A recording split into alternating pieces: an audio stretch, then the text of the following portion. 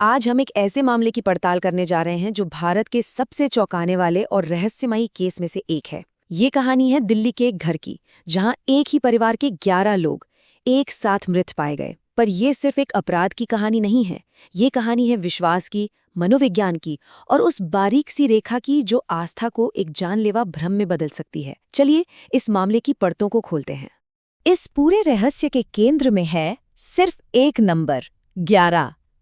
पहली नजर में ये बस एक गिनती है, लेकिन यही वो आंकड़ा था जो इस परिवार की किस्मत बन गया और जिसने कुछ ही घंटों में पूरे देश को झकझोर कर रख दिया। और ये 11 लोग कोई अजनबी नहीं थे। नहीं, ये एक ही हंसता खेलता परिवार था, भाटिया परिवार। एक ही छत के नीचे रहने वाले 11 सदस्य। इसी एक सच ने इस घटना को किसी भी कल्पना से कहीं ज्यादा दुखद और खौफनाक बना दिया। तारीख थी 1 जुलाई 2018। दिल्ली का बुराड़ी इलाका। इस घर में हर सुबह की तरह एक नई सुबह होनी थी, लेकिन उस दिन जो हुआ उसने हमेशा के लिए इस घर और इस मोहल्ले पर एक ऐसा भयानक साया डाल दिया जो आज तक नहीं हटा है। जब पुलिस दरवाजा तोड़कर अंदर घुसी तो जो मंजर था वो किसी के भी रोंगटे खड़े कर दे। 10 लाशें छत की ग्रिल से लटकी हुई थीं। सबकी आंखों पर पट्टी बंधी थी, मुंह पर कपड़ा था और हाथ पैर भी बंधे हुए थे। ये कोई आम आत्महत्या नहीं लग रही थी, बिल्कुल नहीं। ये एक अजीब, एक भयावह अनुष्ठान जैसा था। और 11वीं सदस्य, परिवार की 77 साल की दादी, वो दूसरे कमरे में मृत मिली। और यहीं से मामला एकदम उलझ जाता है। देखिए, घर में जबरदस्ती घुसने का एक भी निशान नहीं, कोई लूटपाट नहीं, कोई छीना झपटी नहीं। दरवाजा अंदर से बंद था। इसका मतलब जो भी हुआ वो परिवार की मर्जी से हुआ था। पर सवाल यही था, कैसे? कोई ऐसा कैसे कर सकता है? तो पुलिस के सामने और पूरे देश के सामने बस एक ही सवाल था, क्या ये एक बेरहमी से की गई सामूहिक हत्या थी या फिर एक ऐसी सामूहिक आत्महत्या जिसकी कोई कल्पना भी नहीं कर सकता? और फिर घर की तलाशी में पुलिस को कुछ ऐसा मिला जिसने इस पूरे केस का रुख ही पलट दिया। उन्हें मिली एक दो नहीं बल्कि पूरी 11 डायरियां, और ये डायरियां पिछले 11 सालों से लिखी जा रही थीं। ये कोई मामूली डायरी नहीं थी, आप समझिए। इनमें उस रात के अनुष्ठान की पूरी स्क्रिप्ट लिखी हुई थी। एक एक निर्देश ठीक वैसे ही जैसे लाशें मिली थीं। कौन कहाँ लटकेगा, आंखों पर पट्टी कैसे बांधनी है, सब कुछ। ऐसा लग रहा था मानो किसी ने एक स्क्रिप्ट लिखी हो और परिवार ने उसे हूबहू फॉलो किया हो। डायरी में इस पूरे प्रोसेस को बड़ तपस्या का नाम दिया गया था। लिखा था, आंखें और मुंह ढक लो, हाथों को ढीला बांधो, स्टूल का इस्तेमाल करो। लेकिन सबसे खतरनाक और जानलेवा निर्देश आखिरी वाला था। उसमें लिखा था कि चिंता मत करो, ये बस एक क्रिया है, जैसे ही ये पूरी होगी पिता आकर सबको बचा लेंगे। मतलब उन्हें मरना ही नहीं था। तो सवाल ये था कि आखिर ये निर्देश दे कौन रहा था?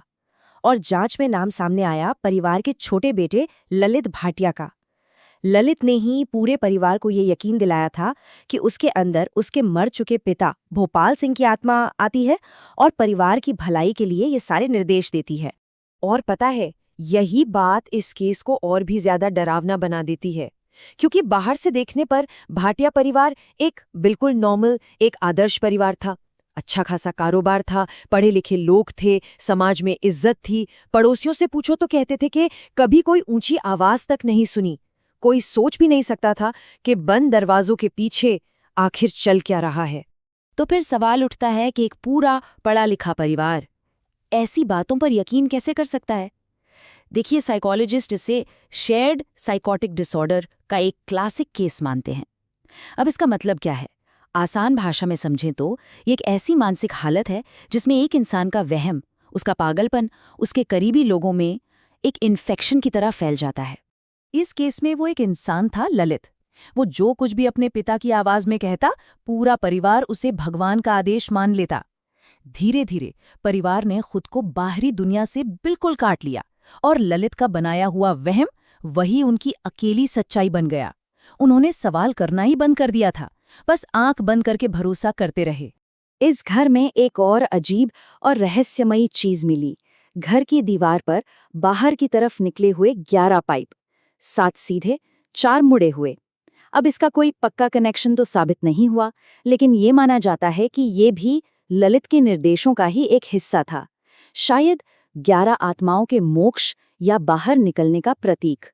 तो इन सारे सबूतों को जब जोड़ा गया, जैसे कि घर में कोई बाहर का आदमी नहीं आया, डायरी में लिखी बातें और जो हुआ वो बिल्कुल मैच करती थीं, और परिवार का ये पक्का यकीन कि वो बच जाएंगे, इन्हीं सब के आधार पर पुलिस इस नतीजे पर पहुंची, ये मर्डर नहीं था, ये एक ऐसा अनुष्ठान था जो गलती से एक सामूहिक आत्महत्या बन गया। उन्हें किसी ने नहीं मारा, उन्हें उनके अपने ही विश्वास ने मार डाला। लेकिन एक सवाल अभी भी था, दादी का क्या? उनकी मौत तो लटकने से नहीं हुई थी, उनका गला घोंटा गया था। तो जांचकर्ताओं का मानना है कि वो बहुत बुजुर्ग थीं, वो खुद से ये सब नहीं कर सकती थीं, इसलिए अनुष्ठान को पूरा करने के लिए किसी और ने उनकी जान ली। तो आखिर में सच क्या है? देखिए, ये कोई भूत प्रेत या किसी अलौकिक शक्ति की कहानी नहीं है। ये इंसानी दिमाग, इंसानी मनोविज्ञान की एक बहुत ही दुखद और एक्सट्रीम मिसाल है। ये दिखाती है कि कैसे एक इंसान का वहम, अगर उस पर बिना सवाल किए यकीन कर लिया जाए, तो वो एक पूरे परिवार को मौत के मुंह तक ले जा सकता है। ये भयानक घटना हमें कुछ बहुत कड़वे सबक सिखाती है। ये एक चेतावनी है कि जब भी कोई ग्रुप खुद को समाज से अलग कर लेता है तो वो सच्चाई से भी कट जाता है। ये दिखाती है कि कैसे एक बिल्कुल नॉर्मल दिखने वाले परिवार के अंदर भी एक गहरा मानसिक संकट पनप सकता है, जिसे कोई बाहर वाला देख ही नहीं पाता। और सबसे बड़ी बात, ये अंधविश्वास के और आंख मूंद कर किसी पर भी भरोसा करने के जानलेवा नतीजों को सामने लाती है। और आखिर में ये हमें एक बहुत बड़े सवाल के साथ छोड़ जाती है। वो कौन सी बारीक सी लाइन है जो विश्वास को वहम में बदल देती है? आस्था और अंधविश्वास में आखिर फर्क क्या है? और कोई भी उस लाइन को कब पार कर जाता है? ये एक ऐसा सवाल है जो शायद हमेशा हमें सोचने पर मजबूर करता रहेगा।